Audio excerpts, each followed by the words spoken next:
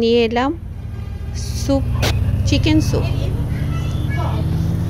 আমি চিকেনগুলো সিদ্ধ করতে দিয়েছি। এখন ভেজিটেবলও দিব। ভেজিটেবল চিকেন স্যুপ, সাথে থাকবে টমেটো, মিষ্টি কুমড়া, রসুন, আদা, কাঁচামরিচ, সঙ্গে থাকবে পেঁয়াজের পাতা, ধনে পাতা। সবগুলো উপকরণ একসঙ্গে ফুটিয়ে নিব এবং একে একে সবগুলো উপকরণ আমি সেদ্ধ করে তুলে নিব, নিয়ে টুকরো করে নিব।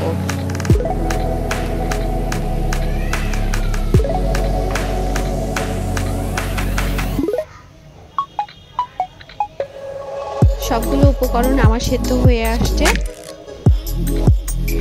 এখন আমি একে একে সবগুলো উপকরণ তুলে নিচ্ছি। আমি চিকেনটাও, মাংসটা ছড়িয়ে নিব। এখন চলে এলাম কড়াইয়ে, বাটার দিয়ে নিলাম,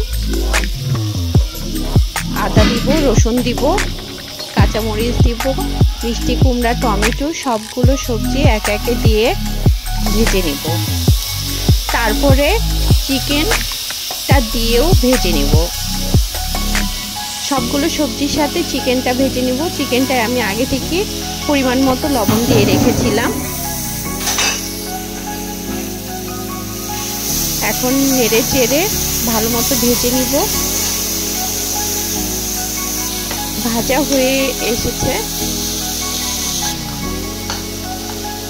চিকেনটাও ভালো করে ভেজে নিচ্ছি সবজিগুলোর সঙ্গে। এখন সেদ্ধ করা চিকেনের যে পানিটা ছিল, সে পানিটা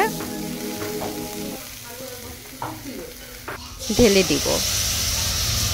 তারপরে বলক আসলে, বলক চলে এসছে, বলক এসে গেছে। এখন কর্নফ্লাওয়ারটা ঢেলে দিব। তারপরে ডিম দিয়ে দিব।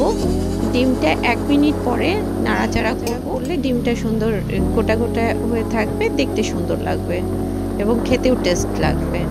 চলে এলাম পরিবেশনে। ধন্যবাদ।